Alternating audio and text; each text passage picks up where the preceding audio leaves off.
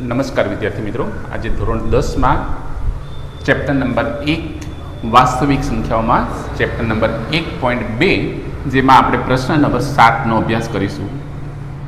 અગાઉના વિડીયોમાં સ્વાધ્યાય 1.1 અને 1.2ના દાખલાનો અભ્યાસ તમે કરી ચૂક્યા છો. હવે સ્વાધ્યાય 1.2માં આ વિડીયોમાં આપણે પ્રશ્ન 7 અને સ્વાધ્યાય 1.3માં એક દાખલો આપણે શીખીશું.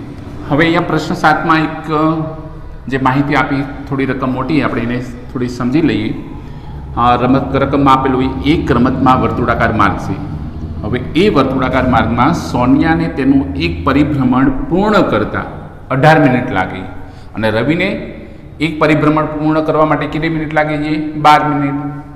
ધારો કે બંને એક જ સમયે એક જ દિશાએ અને એક જ બિંદુએથી, એક જ સમયે એક જ બિંદુએથી અને એક જ દિશામાં પરિભ્રમણ કરવાનું પ્રારંભ કરીએ તો કેટલી મિનિટ બાદ બંને ફરીથી એ પ્રારંભ બિંદુએ ભેગા થશે? દાખલા તરીકે અહીંયા આપણે સમજીએ કે આ એક વર્તુળાકાર માર્ગ છે. હવે વર્તુળાકાર માર્ગમાં શું કરીએ? બંને આ પ્રારંભ બિંદુ ધારી લઈએ આપણે, પ્રારંભ બિંદુ P. હવે અહીંથી એક જ દિશામાં પરિભ્રમણ કરવાનું ચાલુ કરીએ.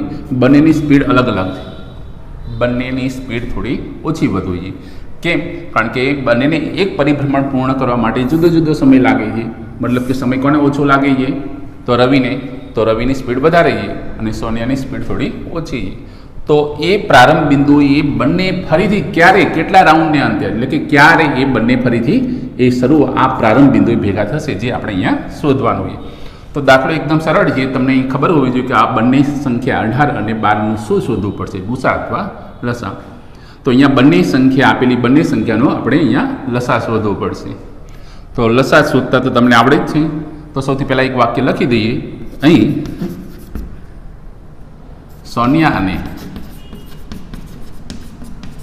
રવિ ને પ્રારંભ બિંદુએ, સોનિયા અને રવિને પ્રારંભ બિંદુએ ફરીથી ભેગા થવા માટેનો સમય, એટલે કે મિનિટ એમ, સોનિયા અને રવિને પ્રારંભ બિંદુએ ફરીથી ભેગા થવા માટેનો સમય શોધવા માટે બોલો કોણ? 18 અને 12, બે સંખ્યા 18 અને 12નો લસા શોધવો પડે. આ એક વાક્ય લખી દેવાનું. ત્યાર પછી લસા તો એકદમ સરળ જ છે, કારણ કે બંને રકમ પણ, બંને સંખ્યા એકદમ નાની છે. 18 અને 12નો લસા શોધવા માટે સૌથી પહેલાં શું કરીશું? આપણે 18ના અવિભાજ્ય અવયવ, જે સંખ્યા નાની હોવાથી તમે સાઈડમાં અવિભાજ્ય અવયવ ન દર્શાવતો પણ ચાલે. 9 દુ 18, 9 અને 2, 2 અને 9ના 3 ગુણ્યા 3, એટલે કે અવિભાજ્ય અવયવ પડી ગયા. એ જ રીતે 12ના અવિભાજ્ય અવયવ પાડીએ. બોલો 6 દુ 12, 2 ગુણ્યા 6, એટલે 6ના અવિભાજ્ય અવયવ 2 ગુણ્યા 3, એટલે 2 દુ 4 તરી 12, 2 ગુણ્યા 3, 6 તરી 18. હવે લસા, એ બંને સંખ્યાનો આપણે અહીંયા લસા શોધી દઈએ. 18 અને 12નો લસા. હવે લસા કઈ રીતે શોધાય? ફરીથી બધી સંખ્યા લેવાની. ગુસામાં બંનેમાં હાજરો એ જ સંખ્યા આપણે લેતા હતા, જ્યારે લસામાં આપણે કઈ સંખ્યા લેતા હતા? બધી. પણ જે જગ્યાએ બંને સંખ્યા હાજર હોય એ જે વધુ હોય એ લેવાની. ઘાત સ્વરૂપે દર્શાવો તો 2 અને 3ની 2 ઘાત, અહીંયા 2ની 2 ઘાત, અહીંયા 3 આવશે. ઘાત સ્વરૂપે ન દર્શાવો તો પણ ચાલે, અને દર્શાવો તો એ પ્રમાણે. બોલો 2 અને 3 આપણી જોડે અહીંયા બે સંખ્યા, પણ લસામાં જે સંખ્યા જ્યાં વધુ એ લેવાની. 2 એક વખત ને 2 બે વખત, એટલે 2ની 2 ઘાત, એટલે 2 ગુણ્યા 2. 3 એક વખત ને 3 બે વખત છે, એટલે 3ની 2 ઘાત, એટલે 3 ગુણ્યા 3. માટે 2 દુ 4 તરી 12, 12 તરી 36, જે આપણો અહીંયા જવાબ બની ગયો. મતલબ કે બંને 36 મિનિટને અંતે પ્રારંભ બિંદુએ ફરીથી ભેગા થશે, જે આપણે અહીંયા જવાબ લખી દઈએ. મતલબ કે સોનિયા અને રવિ, સોનિયા અને રવિ પ્રારંભ બિંદુએ 36 મિનિટને અંતે, 36 મિનિટને અંતે ફરીથી ભેગા થશે, ફરીથી ભેગા થશે, જે જવાબ આપણે અહીંયા લાસ્ટ લખી દેવાનો. સામે જો એકદમ સરળ છે, માત્ર તમારે યાદ રાખવાનું કે ગુસા કે લસા. જો તમે ભૂલથી આનો ગુસા શોધી દો, જો ભૂલથી તમે આનો ગુસા શોધી દો તો ગુસા તમારો આવશે 2 અને 3. એટલે કે 2 ગુણ્યા 3 બરાબર 6 મિનિટ. હવે 6 મિનિટને અંતે તો બંને ભેગા થાય જ નહીં, કારણ કે એક રાઉન્ડ એક પરિભ્રમણ તે 6 મિનિટમાં પૂરું નહીં કરતા. મતલબ કે એક પરિભ્રમણ મિનિમમ 18 મિનિટ અને 12 મિનિટ, તો તમારો 6 મિનિટમાં તો ફરીથી ભેગા શક્ય જ નથી. માટે જો ભૂલથી આપણે ગુસા શોધી દીધો હોય તો આપણે ત્યાં ખબર પડી જવી જોઈએ કે 6 મિનિટને અંતે તો એક પરિભ્રમણ જ નહીં પૂરું થતું, હજુ તો બંને બચી જશે. માટે આ રીતે તમે થોડું સમજી વિચારીને એ જવાબ શોધી શકો. આ જ રીતે આપણે આ વિડીયોમાં સ્વાધ્યાય 1.3 એનો એક દાખલો આપણે શીખીએ. જે રીત નવી છે એટલે શરૂઆતમાં થોડું વિશેષ ધ્યાન રાખજો. સ્વાધ્યાય 2.3 એમાં પ્રશ્ન નંબર 1 એમાં લખેલું કે સાબિત કરો કે √5 અસમય. આપણે √5 જાણીએ છીએ કે √5 એ અસમય છે, જે આપણે અહીંયા સાબિત કરવાનું છે. બરાબર, તો સૌથી પહેલાં આપણે જે સાબિત કરવાનું છે એનું ઊંધું ધારી લઈએ. ધારો કે √5 અસમયની જગ્યાએ સમય ધારી લેવાનો. વિદ્યાર્થી મિત્રો, ફરીથી રીત થોડી નવી હોવાથી બરાબર સમજજો. શરૂઆતમાં તમને એવું લાગશે કે આ દાખલો થોડો ટફ છે, પણ 1-2 વખત વિડીયો બરાબર સમજજો અને ત્યાર પછી એકાદ વખત તમે જાતે દાખલો ગણી નાખજો. બાકી બધી આ રીતના દાખલા છે, એક દાખલો આવડી જશે એટલે બધા દાખલા આવડશે. ધારો કે √5 સમય છે. હવે √5 બરાબર તમારે એના છેદમાં બી, મતલબ કે પીના છેદમાં ક્યુ સ્વરૂપે આપણે એને ધારી લીધું. તો એના બરાબર એના છેદમાં બી આપણે ધારી લીધું અને એ અને બી વિશે આપણે લખી દેવાનું. એ અને બી, જ્યાં એ અને બી અવિભાજ્ય પૂર્ણાંક સંખ્યા છે. આ લખવું ફરજિયાત છે. આપણે એ અને બી જે બે સંખ્યા લીધી અંશ અને છેદમાં, તો √5 બરાબર એ અને બી બંને અવિભાજ્ય પૂર્ણાંક સંખ્યા એ આપણે ધારી લેવાનું છે. હવે એને કરતાં બનાવીએ. બી ઉપર અંશમાં ઉપર જશે, સામે ગુણાશે એટલે એ. હવે એ બંને બાજુ વર્ગ લઈ લેવાના. એને આપણે આગળ રાખી દઈએ, એનો વર્ગ અને √5નો વર્ગ 5 અને બીનો પણ વર્ગ લખીશું. બંને બાજુ વર્ગ લેતા, ન લખો તો પણ ચાલે, બંને બાજુ વર્ગ લેતા. હવે અહીંયા વિદ્યાર્થી મિત્રો સમજજો ફરીથી, જે તમારે સાબિત કરવાનું એ અસમય, તો સૌથી પહેલું વાક્ય ધારો કે √5 સમય છે એ ધારી લીધું અને ત્યાર પછી બીજી એક ધારણા કરી √5 બરાબર એના છેદમાં બી, અને એ અને બી બંને કોણ છે? અવિભાજ્ય સંખ્યા. હવે અહીંયા એને કરતાં બનાવો અને બંને બાજુ વર્ગ લઈ લો. એને આપણે કરતાં બનાવ્યું, બી ઉપર જશે √5 બી અને એ, તો એ સ્ક્વેર વર્ગ કરીએ તો અહીંયા √5નો વર્ગ 5 અને બીનો સ્ક્વેર થશે. હવે આનો અર્થ સમજવાનું કે આ વાક્ય શું કહેવા માગે. દાખલા તરીકે કોઈ એક સંખ્યાના આપણે અવયવ પાડીએ, 10ના 5 ગુણ્યા 2, તો 5 એ કોણ થશે? અહીંયા 10નો અવયવ, 2 પણ કોણ થશે? એનો અવયવ. અથવા કોઈ સંખ્યા હોય 25, 25 એટલે કે 5નો વર્ગ અને 5ના વર્ગના અવયવ 5 ગુણ્યા 5, આવું આપણે લખીએ તો 5 એ એનો અવયવ થયો અને આ 5 પણ એનો શું થયો? અવયવ.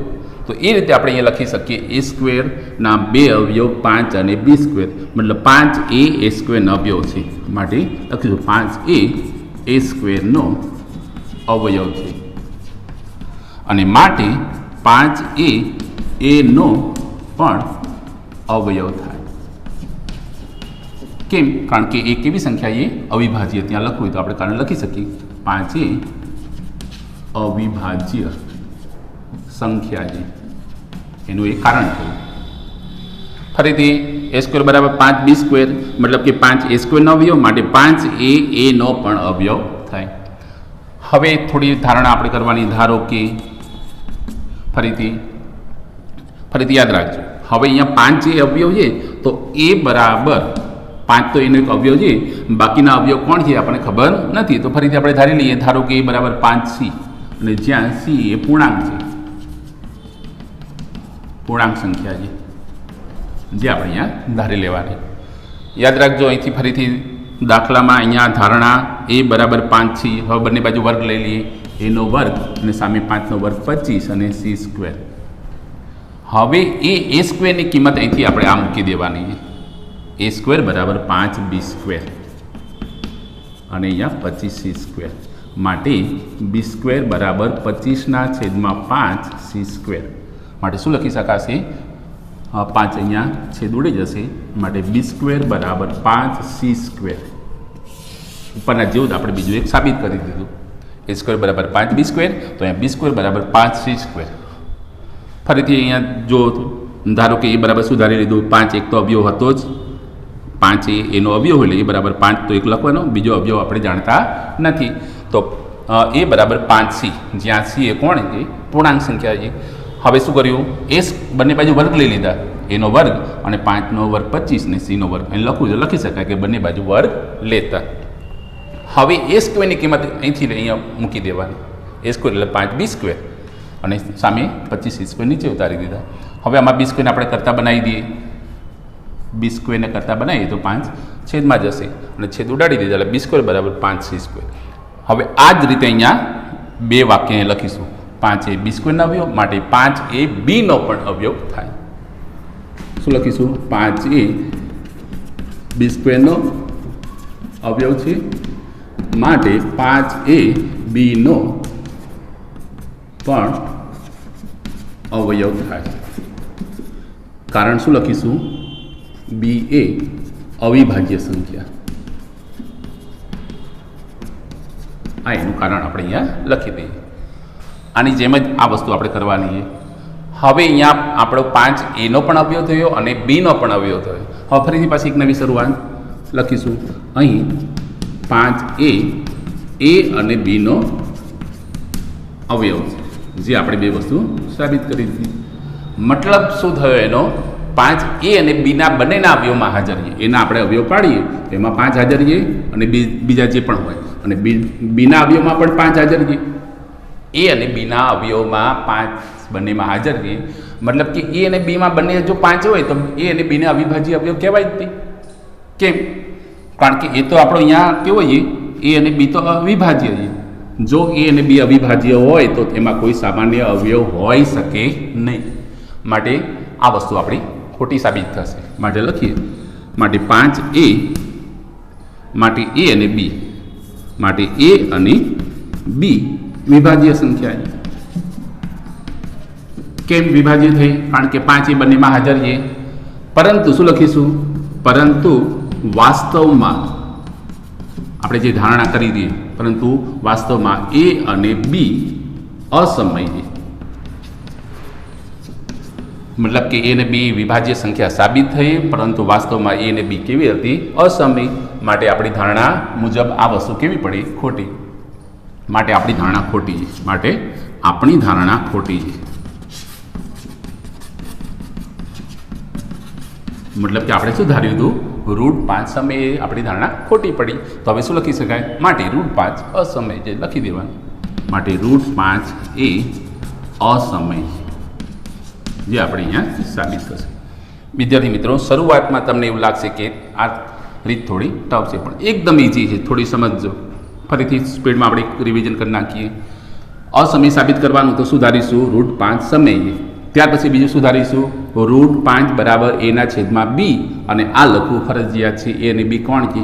તો a અને b અવિભાજ્ય પૂર્ણાંક સંખ્યા છે. હવે એને કરતા બનાવી દીધો, એ પણ આવડે. ત્યાર પછી બંને બાજુ શું લઈ લીધા? વર્ગ લઈ લીધા. વર્ગ લીધા પછી આપણે સમજો બે લીટી જે લખવાની એ ખાસ. a² બરાબર 5b², તો 5 એ કોણ થયું? a² નો અવયવ. માટે શું લખી શકાય? 5 એ નો પણ અવયવ છે. તો એનું કારણ આપણે અહીંયા લખી દેવાનું, કારણ કે 5 અવિભાજ્ય સંખ્યા. બસ અહીં સુધી. હવે આ નવી શરૂઆત. બોલો, ધારો કે શું લખીશું? a બરાબર 5c લખીશું. a બરાબર 5c. આ એક ધારણા યાદ રાખજો. એનો એક અવયવ તો 5 હાજર જ છે, અને અન્ય અવયવમાં આપણે c ત્યાં લખી દીધું. c એ કોઈ પૂર્ણાંક સંખ્યા છે. ત્યાર પછી બંને બાજુ વર્ગ આગળના સ્ટેપની જેમ જ. અને ત્યાર પછી એમાં a² ની કિંમત ભૂલવાની નથી. જો વર્ગ લીધા પછી તમે આ ભૂલી ગયા તો આગળ આવડશે નહીં. a² બરાબર અહીંયા 5b², ટૂંકમાં b અને c માં આપણે આ કિંમત મળવી જોઈએ. ત્યાર પછી એમાં b² ને કરતા બનાવ્યો, મતલબ કે b² બરાબર 5c². આના જેવું જ આ સાબિત થયું. હવે આપણે લખી શકીએ કે 5 એ b² નો અવયવ છે. માટે બોલો, માટે 5 એ b નો પણ અવયવ થાય, કારણ કે તે અવિભાજ્ય છે. હવે શું લખો? આપણે સાબિત કર્યું બે લીટી. 5 એનો પણ અવયવ અને 5b નો પણ અવયવ, એ લખી દઈશું. હવે એનો અર્થ શું થયો? 5 એનો અને b નો અવયવ હોય તો a અને b કેવી સંખ્યા થઈ? વિભાજ્ય સંખ્યા. પરંતુ વાસ્તવમાં એ અને બી તો કેવી હતી? અવિભાજ્ય સંખ્યા હતી. મતલબ કે આપણી ધારણા ખોટી પડી. અને જો આપણી ધારણા ખોટી પડી હોય તો એ સમય નથી, તો કેવી સાબિત થઈ ગયું? √5 એ અસમય. આ રીતે વિદ્યાર્થી મિત્રો આ રીતના બીજા અન્ય દાખલા પણ તમે હોમવર્કમાં કરી શકો, જે પણ પરીક્ષામાં આવે છે. ખૂબ જ અગત્યનો દાખલો છે. કોઈ પણ આ બધી સંખ્યાને તમે આ જ રીતે √5 ની જગ્યાએ √3, √2, √7, √11, √13 દરેક સંખ્યાને સાબિત કરી શકો.